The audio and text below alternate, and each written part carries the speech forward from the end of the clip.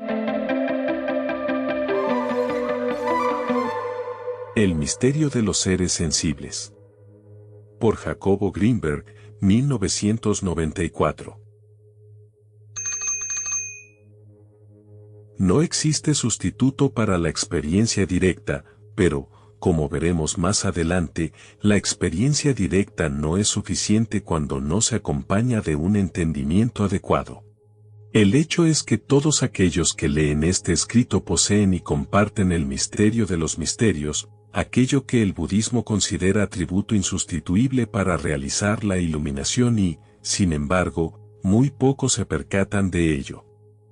Incluso los estudiosos de la percepción y los investigadores del cerebro pasan por alto o por lo menos no plantean claramente la pregunta crucial acerca de la existencia de la experiencia sensible, la cual, enunciada adecuadamente, abre todas las posibilidades para activar el asombro e iniciar una indagación que, necesariamente, lleva al rechazo del reduccionismo y abre la posibilidad de reconocer en cada acto de experiencia sensible una naturaleza divina.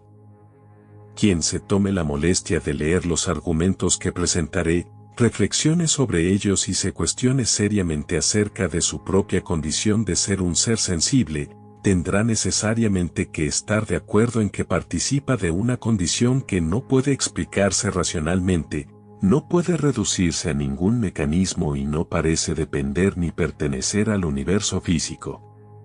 Más aún, deberá concluir que no existe diferencia entre lo abstracto y lo concreto, el cielo y el infierno, el placer y el dolor, Dios y el hombre. La experiencia sensible. Con este término no me refiero a ninguna condición atípica o especial en el sentido de un don o talento que solamente poseen algunos seres humanos, sino a cualquier sensación por elemental que sea. Tanto la experiencia sensible de ver una luz o oír un sonido, como sentir un placer estático o un dolor lacerante, más aún, la experiencia sensible o sensitiva no es privativa del ser humano, sino prácticamente de todo ser vivo, desde el más insignificante insecto hasta el más enorme paquidermo. Toda experiencia sensitiva, independientemente de su contenido, colocación o complejidad, comparte una naturaleza similar, y esta es el hecho de que pertenece a lo que podría denominarse conciencia, no en el sentido del darse cuenta reflexivamente, sino al hecho de ser experienciable, es decir, de ser sentida de forma directa. Ahora bien, se preguntará el lector, ¿a qué se debe tanto interés por indagar en algo que es tan natural y cotidiano? ¿Qué de especial tiene el hecho de ser sensitivos? ¿No es acaso una condición dada y externa la que únicamente reflejamos? En otras palabras, ¿no es la luz un atributo propio de una lámpara o del sol o del espacio mismo, o el sonido una característica exterior que simplemente escuchamos? La respuesta es un rotundo no. El sonido sin un ser sensible es simplemente un movimiento de moléculas vibrando en un medio. Sin un oyente vivo no existe sonido, sin un percepto biológico la luz es un campo electromagnético o un flujo fotónico sin cualidad luminosa alguna. Sin nadie que escuche o vea, la caída de un relámpago en un bosque afecta el entorno pero no produce ni luz ni sonido. Es decir, el ser sensible es el que experimenta la alteración energética como cualidad sensible. Sin un ser sensible, nada en el universo sería luminoso y la luz como cualidad no existiría ni podría predecirse a partir de ningún campo de energía. Si lo anterior es correcto, ¿cómo se activa la cualidad sensible? De acuerdo con todos nuestros conocimientos, poseemos un órgano biológico, el cerebro, que parece ser responsable de la transformación cualitativa y que pertenece al universo físico, es decir, está conformado por átomos, moléculas, crea campos de energía y a partir de su actividad el relámpago del bosque se ve y se oye. Entonces, la cualidad consciente surge cuando una conformación física energética interactúa con otra conformación física energética. El cerebro y la experiencia sensitiva. No hay duda alguna de que la lesión de una porción de tejido cerebral, la corteza occipital, acaba con la posibilidad de tener experiencias de luz o que la extirpación de otra porción, la corteza temporal, determina la sordera y la incapacidad de experimentar sonidos. De esta forma, el cerebro parece ser indispensable para activar la cualidad de la experiencia sensible.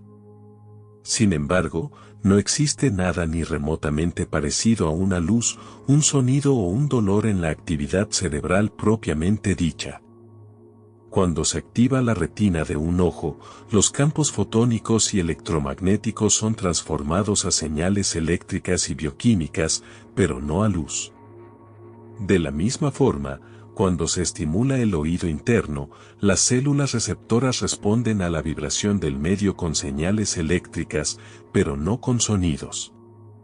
Nada, a lo largo y ancho del sistema cerebral y nada, en todos los niveles de actividad cerebral, desde la actividad de una neurona hasta los campos de energía producidos por poblaciones gigantescas de neuronas, se parece ni remotamente a lo que experimentamos como luz o sonido.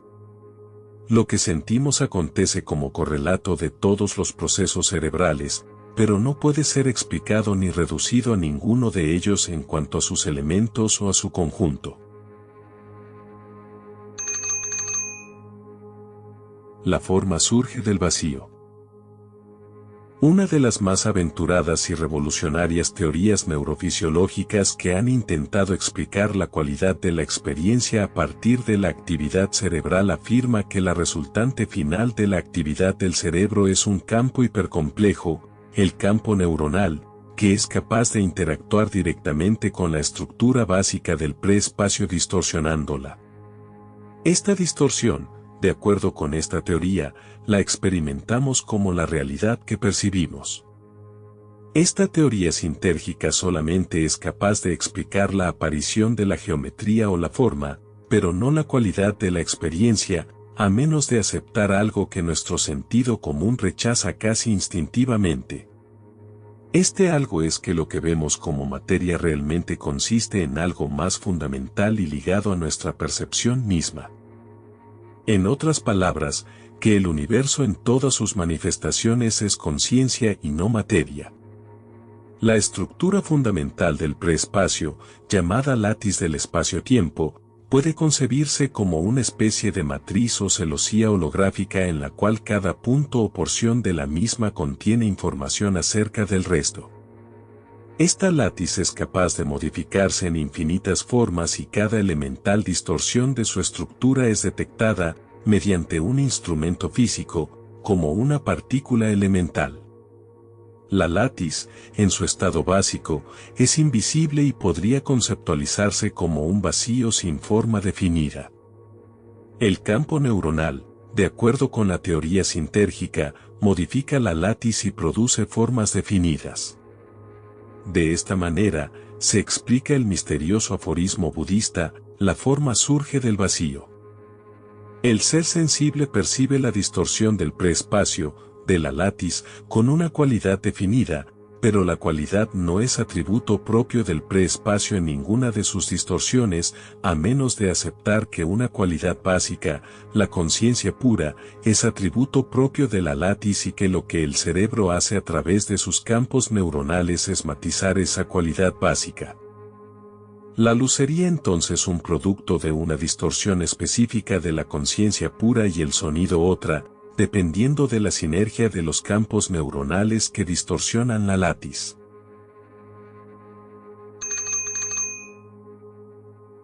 La luminosidad de la cualidad. Dos son los atributos generales de cualquier experiencia sensitiva. El primero es la forma, que como ya vimos depende del vacío y surge como resultado de una distorsión del preespacio. La forma, aunque extraordinariamente compleja, no es misteriosa puesto que se mantiene en la misma dimensión que la látiz y es una de sus consecuencias. En otras palabras, el preespacio explica la forma sin necesidad de atribuírsela a ninguna dimensión extraespacial. no así la luminosidad o lo que podría denominarse irradiación propia, es decir, la cualidad misma de la experiencia, la luz como luz en sí o el sonido como tal. Aquí existe algo que no pertenece al preespacio ni a cualquiera de sus distorsiones y que, por lo tanto, no puede explicarse mediante la látiz o acudiendo a la actividad cerebral considerándolas como materiales. Solamente un punto de vista idealista que acepte que la materia es un epifenómeno y que lo que llamamos látiz es conciencia, puede explicar la cualidad. Esta conciencia no es pasiva ni vacía de energía, cualquier punto del preespacio está permanentemente sometido a un conjunto de fuerzas que se contraponen y cuyo resultado neto es nulo. Un ejemplo que ayuda a entender este equilibrio de fuerzas es el de una puerta flotando en el vacío y dos elefantes empujándola en ambos lados. El resultado neto del esfuerzo opuesto de los paquidermos es cero. Este ejemplo se lo debemos a Pat Hoff. De hecho, como ya mencioné, el gran físico Sájarov se atrevió a decir que la fuerza gravitacional es un producto secundario de un desequilibrio de la energía del preespacio, provocado por un objeto masivo. A esta energía del preespacio se le denomina energía del nivel cero. La energía contenida en un centímetro cúbico del preespacio es tan enorme que sobrepasa todo lo conocido. Pat Hoff ha propuesto la posibilidad de crear un generador de la látiz que transformaría parte de la energía del nivel cero en electricidad. Existen esfuerzos concretos en este sentido pero todavía sin resultados. Por lo tanto, el segundo atributo de toda experiencia sensible, su luminosidad o cualidad intrínseca, podría estar asociado con la energía del nivel cero del preespacio, pero no puede ser reducida a la misma puesto que la látiz considerada únicamente como una matriz energética no posee cualidad tal y como ya lo he mencionado. Siendo así las cosas, no existe otro remedio que considerar que la cualidad de la experiencia es un misterio que no puede explicarse y, menos aún, reducirse a las variables del universo físico. Únicamente un cambio de concepción profunda en donde la diferencia entre lo físico o material y lo psíquico o consciente desaparezcan como dicotomía puede explicar la cualidad de la experiencia.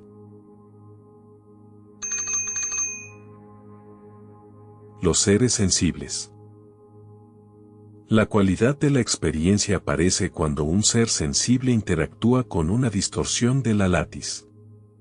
La cualidad depende de aquello que hace a un ser sensible y al preespacio, pero ¿qué es entonces lo que nos hace sensibles? Me parece que esta pregunta es la misma que se han planteado los místicos y religiosos tanto del budismo como del judaísmo, del cristianismo y del islam. El budista afirma que todos los seres sensitivos poseen, en su interior, la misma naturaleza y esta no es otra sino el Buda primordial. La naturaleza búdica es común a todos nosotros y ella es precisamente lo que nos hace ser sensibles. En el judaísmo, se afirma que Dios, antes de la creación, ocupaba todo sin excepción. Cuando Dios decidió crear el universo, el tiempo y el espacio hizo un hueco en su unidad e inyectó un haz de su luz en el interior del hueco. Todos los seres sensitivos, a partir de entonces, recibimos la luz divina. Los menos desarrollados están en contacto con intensidades menores por los velos que han interpuesto entre ellos mismos y Dios. La luz divina, según el judaísmo, explica la misteriosa capacidad de experimentar. El yo es para todas las aproximaciones místicas el obstáculo a vencer. Sin yo, la naturaleza búdica se manifiesta en toda su pureza, sin yo, la luz divina y el perceptor de la misma se vuelven uno y el mismo. Si nos atenemos a las anteriores consideraciones, la capacidad sensible de los seres sensitivos proviene de algo que se encuentra más allá de ellos y de lo cual todos formamos parte y es nuestra naturaleza real y divina. Todos nos hermanamos en ello y nunca nos separamos por más que lo neguemos. En cualquier acto de percepción se encuentra la misma naturaleza, independientemente del contenido de lo que veamos, oigamos o sintamos. El dolor y el placer son lo mismo desde este punto de vista, en ambos se encuentra el mismo misterio y la misma naturaleza divina. Afirmaciones místicas tales como que Dios se encuentra en todo, se entienden cabalmente si recordamos el misterio y origen de todas y cada una de nuestras sensaciones. El problema es que olvidamos y en este olvido transformamos la visión de unificación en dualismo.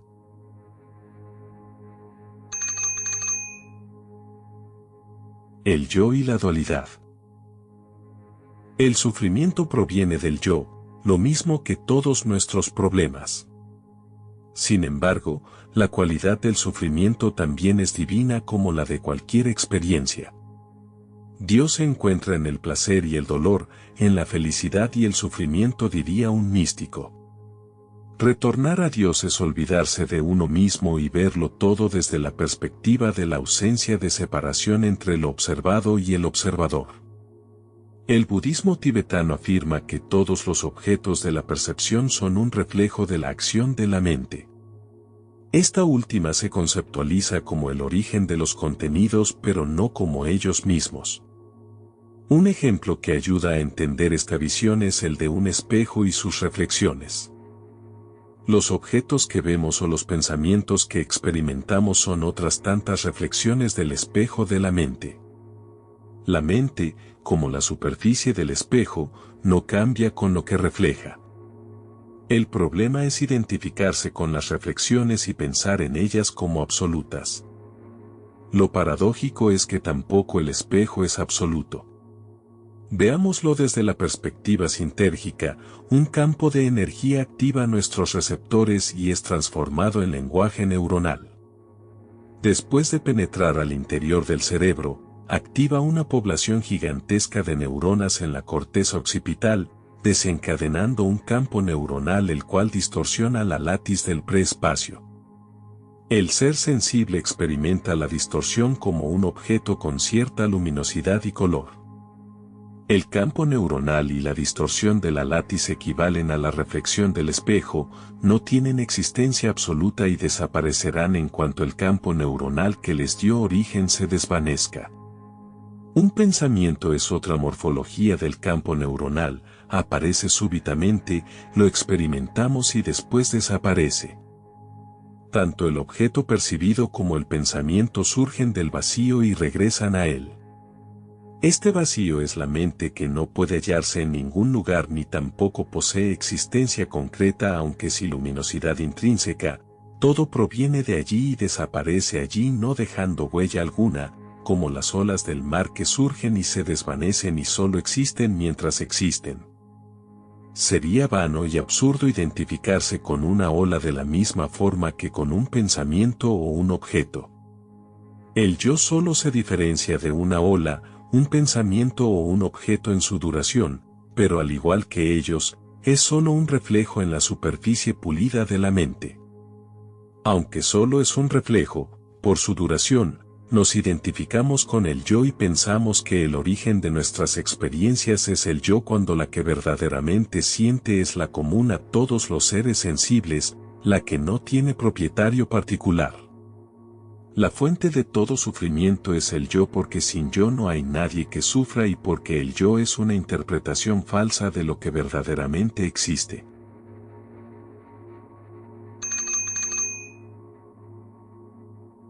La unidad. El universo sin yo es un universo no dual, pues no existe observador separado de la observado, no existe quien observe ni nadie a quien adjudicarle la vista, no existe la materia separada de la mente.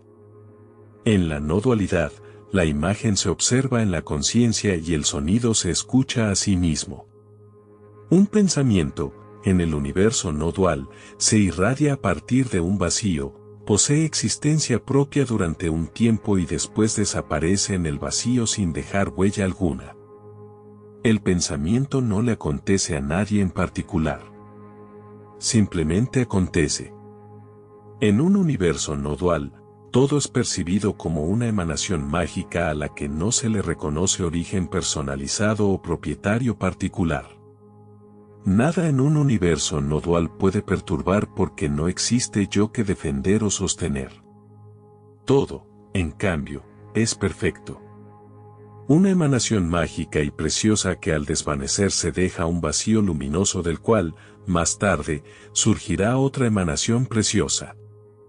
Dios y el hombre son lo mismo en un universo no dual, lo mismo que lo abstracto y lo concreto, el cielo y el infierno, el placer y el dolor. La experiencia de un universo no dual es la única que posee autosuficiencia y recuerda la afirmación del misticismo cristiano, solo Dios basta. Puesto que el tiempo surge a partir de la dualidad y la separación entre objeto y sujeto, la experiencia no dual es atemporal. Alguien podría afirmar que la experiencia no dual es imposible de sostener en un mundo como el nuestro en el cual se estimula la individualidad, el apego, la propiedad privada y la competencia. Un ser con una percepción no dual desaparecería destrozado por los engranajes de la sociedad capitalista o se moriría de hambre por su incapacidad de defenderse frente a los gigantescos egos que acabarían por convertirlo en su esclavo mientras él permanecería alabando las preciosas emanaciones provenientes del vacío sin darse cuenta de que surgen de los egos que lo rodean. Desgraciadamente, lo anterior tiene mucho de verdad. Ni las compañías transnacionales, los gobiernos nacionales o las escuelas a las que asisten nuestros hijos sostienen el pensamiento no dual, al contrario, lo desacreditan si es que lo conocen. Aunque esa es nuestra naturaleza verdadera y lo único que vale la pena estimular, recordar y sostener, hemos creado un mundo ciego y sordo al reclamo fundamental que se encuentra en nuestra esencia. Un mundo así no tiene muchas posibilidades de sobrevivir, pero al igual que un pensamiento o un objeto tienen un nacimiento, una existencia temporal y después una muerte. Este mundo que se ha olvidado de su esencia es pasajero, una ilusión con la que es vano y absurdo identificarse. Poco a poco iremos recordando y cada vez un mayor número de nosotros recuperará el asombro y la maravilla por el misterio de los seres sensitivos, educaremos a nuestros hijos en esa misma perspectiva y, mientras tanto, seamos optimistas sabiendo que todo obstáculo es una oportunidad para crecer.